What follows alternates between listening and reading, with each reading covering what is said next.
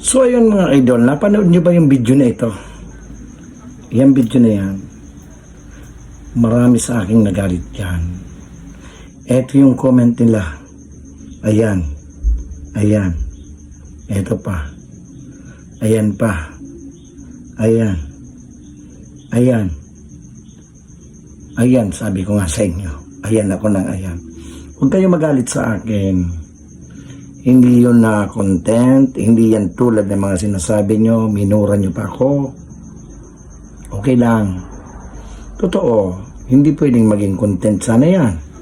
Itong video na ito. Pero hindi po ako at hindi po ako gumagamit sa sikat na sinasabi nito na yung tabang ora mismo ay ginagamit ko raw.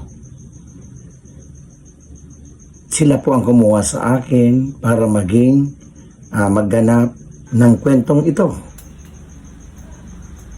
Huwag kang magagalit sa akin, Manay, Manoy. At saka huwag kang magmumura. Ito.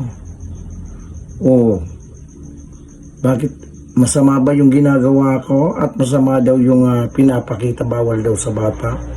Hindi sana wala nang Carlo Dalisay ngayon. Wala nang mga batang Quiapo na yan, nagbababari lang. At saka itong ginawa ko guys na video, ito ay doon po ito sa tabang ora mismo.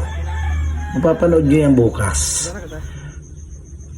Mamaya pala. Ngayong ginawa ko itong gabi, Friday 1 PM. Panoorin nyo ang video na ito na sinasabi nyo na may ginamit ako. Ginamit ko yung tabang ora mismo. At ikaw na nagmura. Alam mo ba na yung ginawa kong itong video na ito ay true story.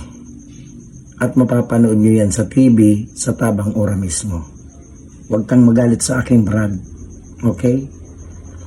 Dahil ganun lang naman talaga ang buhay.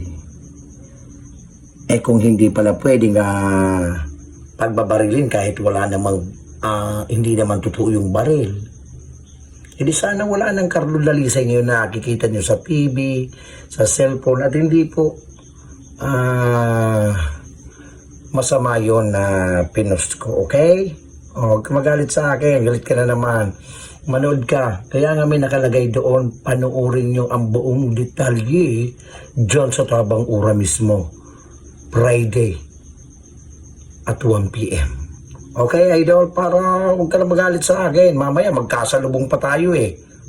Di ka ba natatakot?